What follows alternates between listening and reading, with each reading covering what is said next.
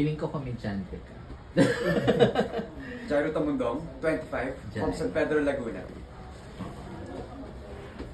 Oo, feeling ko joker to. Bakit? Iba yung aura ng face niya, masayahin. Ako, ano eh. Sarap bumiti. Humorous ka, no? Masisense mo ka agad. Pagtingin niya parang sa cam. What do you do then? I'm a flight attendant. Oh, you are. Okay. From which airline? Philippines Air Asia. Philippines Air Asia. Okay. Air Asia. Okay. Di pa ako nag-Air Asia. Tingin discount.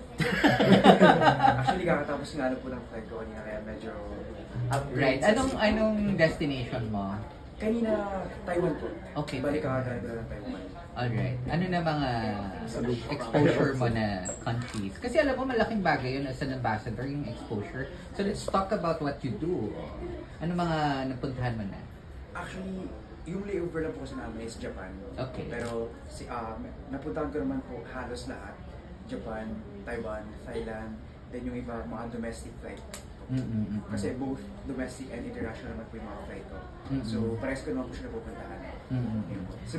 So, syempre, ano yan, Jai, exposed ka sa mga beautiful people kasi airplane yan eh. Yes. So, if you're exposed to beautiful people, saan mo ila-level ang sarili mo doon? If I'm supposed to beautiful people sa airlines. Syempre, sa airlines, we normally see like beautiful people, mga artists, celebrities, mga ano, and then, saan mo ila-level ang sarili mo sa ano nila? Okay, if you were to rate like, let's say, 1 to 10 yung sarili mo, tapos let's say, mga taong nasa level na mga 8, 9, 10. For me, siguro 7.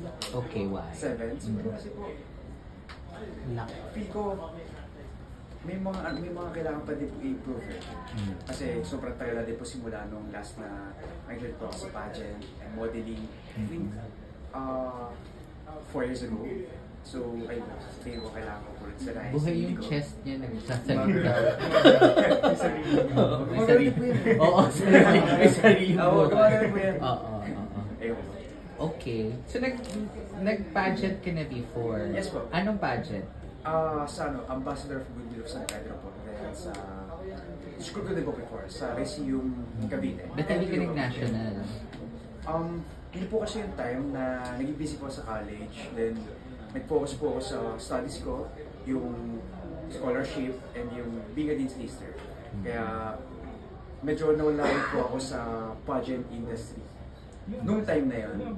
And, sorry? Yes po, Ambassador of Goodwill of San Pedro. Sa accountancy? School.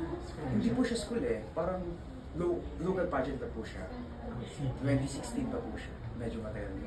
Maganda yung nose. Oo. Eh, okay na ang career mo. Bakit ka ba na yun? Ba't gusto mo ba maging ambassador mo? Ito po kasi talaga